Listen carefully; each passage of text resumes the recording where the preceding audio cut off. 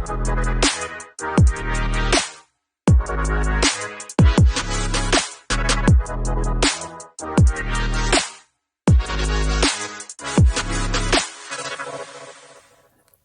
is 5 a.m. in the morning.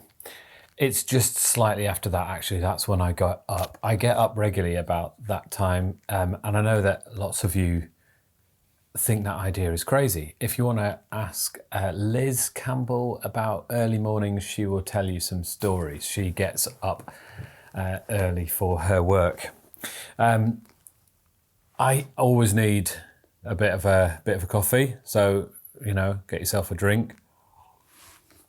And I love to pray at that time of the morning. Partly it's just because of the pressures of life.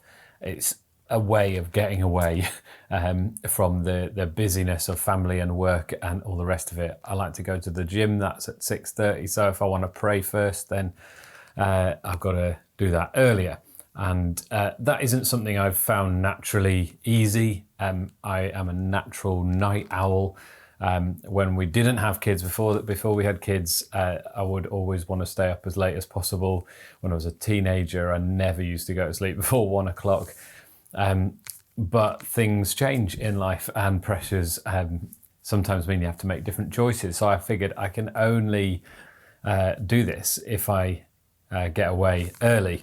And I suppose, and by the way, just to be clear, I don't do that absolutely every day, but I often get up early to do that. And this is what Jesus did so often. He got up early and would pray, spend time with his Father, because so often in the rest of his days, they were just back to back with people wanting some of his time. So it's a bit of a habit that he had. A helpful rhythm for him was to get away on a hillside, sometimes on his own, sometimes with other people, and it gave him space to reflect. It gave him space to plan and to pray. So we're going to look at Gethsemane, which is one of the most famous times when Jesus prays. It's a dark passage, just like the weather outside that's behind these curtains, and it's a difficult, painful moment for Jesus in his ministry, and perhaps you're familiar with that story. We're going to do a gospel contemplation to help us engage with it, where I'll read through the scripture, read through that passage. We'll do that reasonably slowly, and we'll just imagine what it would be like to be there, and I'm going to give you some space. In terms of us doing this really well, when it gets to that, just wanted to say now to be comfortable with silence. So if you're in a small group in someone's house, or some of you meet in a pub, or maybe you're meeting online, just be comfortable about being together and being in silence and no one having to say anything. You don't need to fill that silence, because the imagination will come alive, and actually there will be a lot of noise going on, but it will be in people's heads. It will be in people's imaginations, in their soul, and what they're wondering. God will be speaking. So don't feel it's awkward if there's silence. It's really important. It's actually a crucial Christian tradition, right from the early church. Being silent is a crucial thing to develop. There's so much noise out there in the world that often our heads feel like they can't really move sometimes. But when we are silent, we somehow allow God to speak into the noise in our minds. So we're going to do a bit of that tonight. So I just wanted to say it, because sometimes in a small group, people are like, oh, it's a bit awkward, and I should fill it, and actually interrupts where people are at with God. But I do want you to start off by talking to each other briefly, and I'd like you to talk about what you're like in the mornings. Do you enjoy a morning? When are you at your best in the mornings? Would you say you struggle with mornings on every occasion? Have you got some great memories from when you were younger? I used to do a paper round, and I used to absolutely love it. I didn't like getting up, but once I was up, I loved cycling around it, particularly in the summer months, delivering papers. I had a kind of a bit of a country lane type place to deliver to, and it went down to the River Ouse in Fulford, because I grew up in York, and so I did it there. And some great memories of doing that. Just beautiful wildlife coming alive in the day, and listening to the bird song. So do you enjoy that, or would you never see the light of day when it's breaking? What are you like in the mornings? Okay, so we're going to get into this passage about Jesus in the Garden of Gethsemane. What I want you to do is make sure that you're somewhere comfortable. So just make sure you're sitting comfortably, as the old classic phrase goes. I don't want you wriggling about. That won't help you. So just make sure you're rooted somewhere. It sometimes helps to have both of your feet on the floor. That can help to sort of ground yourself. Perhaps you want to become aware of the seat you're in, the fact that there's something supporting your back and your legs, and just you are sustained. And then we're going to just do some breaths, some breathing, and then we'll get into it. So just breathe in with me. And then out. You don't have to do especially big breaths. Just breathe in and breathe out. Do a few more of those and just become aware of the fact that God gives you life every breath you take.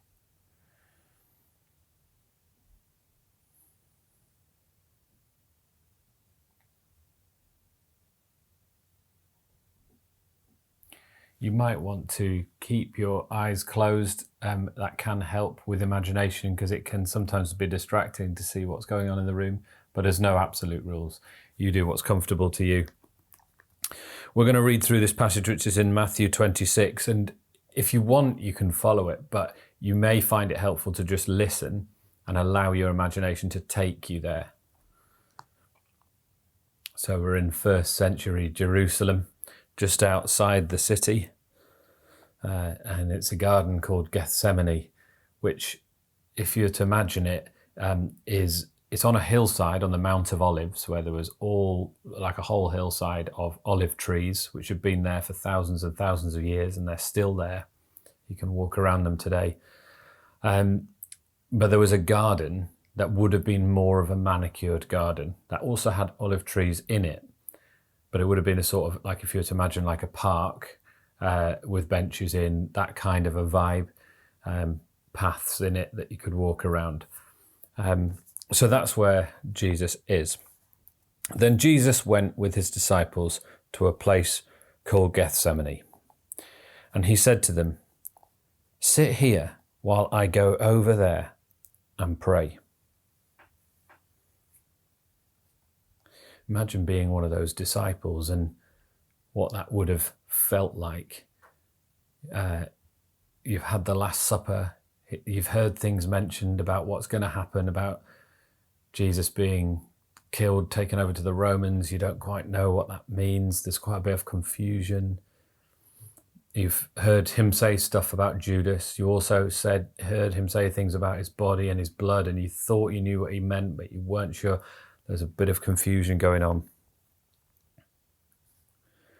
He took Peter and the 2 sons of Zebedee along with him, and he began to be sorrowful and troubled. Then he said to them, "My soul is overwhelmed with sorrow to the point of death. Stay here and keep watch with me." Again, imagine being one of those disciples, whether it's Peter or James or John, the sons of Zebedee. They were also known as the sons of thunder. They were fiery people. So was Peter. Maybe short on sleep, tired, overwhelmed. And Jesus, the rabbi, says, "My soul is overwhelmed with sorrow to the point of death." You've experienced that as well, but how would that have felt to hear Jesus say those words? Has it always given you solace to know that he is the one that is full of life and hope? How is it to hear him say, "My soul is overwhelmed with sorrow to the point of death"? Going a little farther, he fell with his face to the ground and prayed, "My Father, if it is possible, may this cup be taken from me. Yet not as I will, but as you will." Jesus is wanting with every fibre of his being for that cup to not be taken, to be taken away from him. He knows what is coming. And as we heard Hannah speak about last week on Sunday at G2, there was different cups in the Passover meal, but Jesus didn't take the final cup. And he said, I'm not going to drink this again until I see you in person. And maybe that's what he's referring to here when he says, take this cup away from me, because that is the final cup, the completion of the rescue. But he also knows that in order for that to happen, he needs to go to the cross. So Jesus' human nature, while he's fully man and fully God, that side of him doesn't anticipate with any level of glee the prospect of what is coming.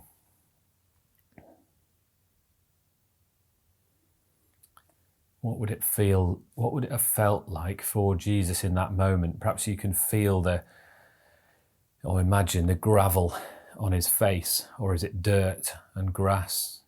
How do you imagine it?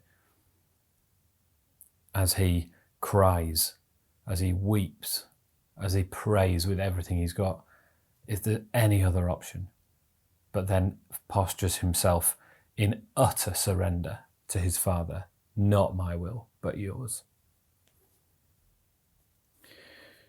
Then he returned to his disciples and found them sleeping. Could you men not keep watch with me for 1 hour? He asked Peter. Watch and pray, so that you will not fall into temptation. The spirit is willing, but the body is weak. How did that feel to hear that from Jesus, if you're one of those disciples? As you heard that spoken to you, was there disappointment? Do you feel a bit of shame? Do you feel like you suddenly want to just wake yourself up? Did Jesus say that with kindness? Was that a tone you were unfamiliar with from him?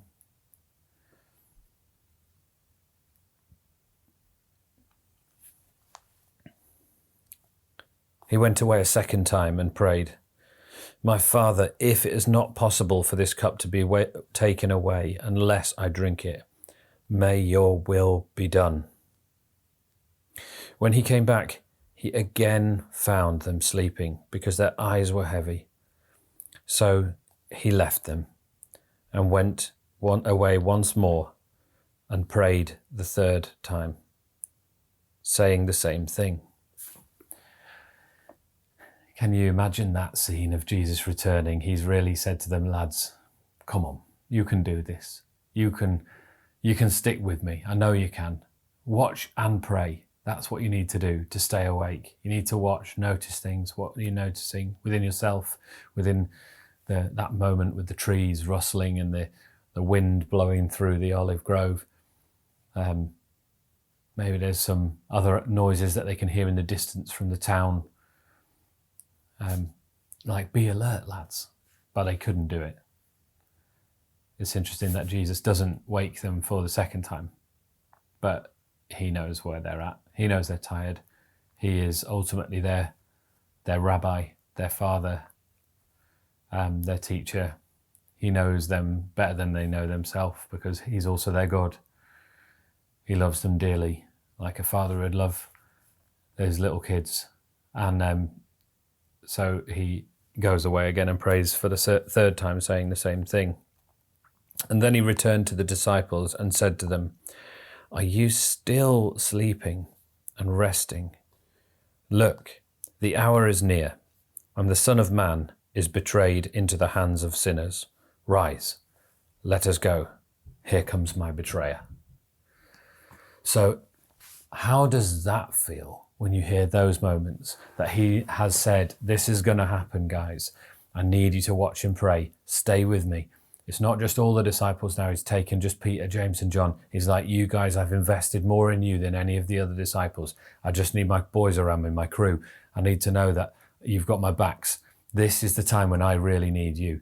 Remember that time when we were in the boat and you thought you were going to die and I was fast asleep and you came and got me and you needed to know that I was with you? Well, guess what? This is like the reverse of that situation. This is the storm of my life and you guys are sleeping in the boat. I need to know that you are with me. Please stay alert and watch. But they're not unable to do that. How does it feel then when, in spite of that failure, then come his words? Here comes my betrayer. I wonder whether there's a quickening of the heart at that moment. The tempo picks up as Judas and the soldiers arrive. They suddenly realize what's going to happen. We're in a mess now, guys. This is actually happening. It's upon us. Does your heart start to race? While he was still speaking, Judas, one of the 12, arrived. With him was a large crowd armed with swords and clubs sent from the chief priests and the elders of the people. Now the betrayer had arranged a signal with them. The one I kiss is the man. The one I kiss is the man. Arrest him. Going at once to Jesus, Judas said, "Greetings, Rabbi," and kissed him. Jesus replied, "Friend, do what you came for." Then the men stepped forward, seized Jesus and arrested him. Let's just pause there. As Judas is approaching, if you're Peter, James or John, what is that going through your mind? How are you feeling when you see his face, when you realize the betrayer? You knew what Jesus said to him. Judas asked, "Will it be me?" And Jesus said, yes. It was clearly going to be him, but you still can't believe it maybe when you see him. You've spent 3 years in the company of this guy almost every day, sleeping in the same place, eating the same meals, drinking the same drink. And then all of a sudden, here he is. He's done you in. You cannot believe it. There's this intimidating crowd of people with clubs and swords. What are they saying? What's the noise like? Have they got torches with like fiery torches with them so they could see in the night? Do the swords clank? Are the clubs dragging on the ground? What noise can you hear? Are they chattering? Are they chanting?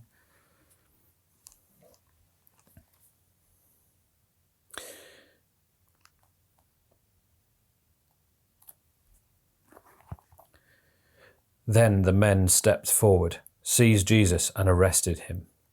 With that, one of Jesus' companions reached for his sword, drew it out and struck the servant of the high priest, cutting off his ear. Let's just take a minute to imagine that moment. You've probably heard this story so many times. Maybe it's new to you. But probably Peter, in some versions, some Gospels it's Peter. Here it says one of the disciples, and it could only have been Peter, James or John, pulls out a sword and lops off the ear. I mean, if someone cuts your ear off, that is a pretty dramatic moment in your life. Where does the ear go? Does it fall on the floor? Is it dusty? Is there a scrabble? This guy presumably makes a loud noise. What about his friends who've come with him? What kind of raucous noise erupts as that happens? Put your sword back in its place, Jesus said to him, for all who draw the sword will die by the sword. Do you not think I cannot call on my Father and will at once put at my disposal more than 12 legions of angels? But how then would the scriptures be fulfilled that say it must happen this way? Imagine Jesus saying that to Peter. Put your sword away. You need to let this happen. You need to not defend me like you have done for the last 3 years.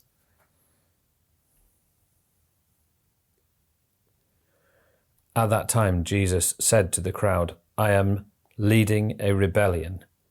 Am I leading a rebellion that you have come out with swords and clubs to capture me? Every day I sat in the temple courts teaching, and you did not arrest me. But this has all taken place, that the writings of the prophets might be fulfilled. Then all the disciples deserted him and fled. In Mark's version of that story, in Mark's Gospel, Peter chops off the ear of the soldier and Jesus heals it. It doesn't say that here, but perhaps you've imagined that if you've come across that version before. So, finally, let's just imagine the moment from Jesus' perspective when all of his disciples run away. The three and the others that were nearby in the Garden of Gethsemane, perhaps they've come and they're looking on right now, and then they run away as well. All of his disciples deserted him. How does it feel to be Jesus in that moment when they all run away? He's invested so much in them. He's given them so much.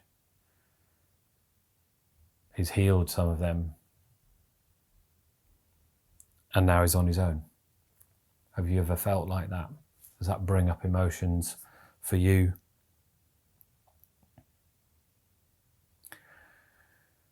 Okay, so in a moment, I'd like you to press pause on this video.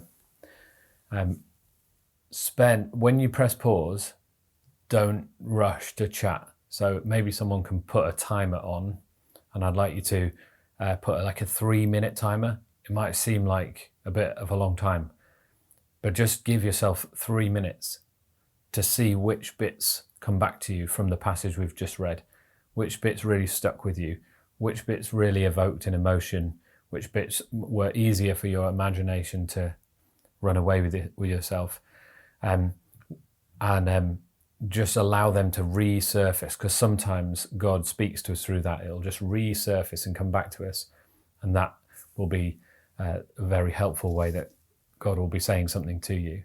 So after that 3 minutes is up, can I ask that you go around one by one and share what that was like for you?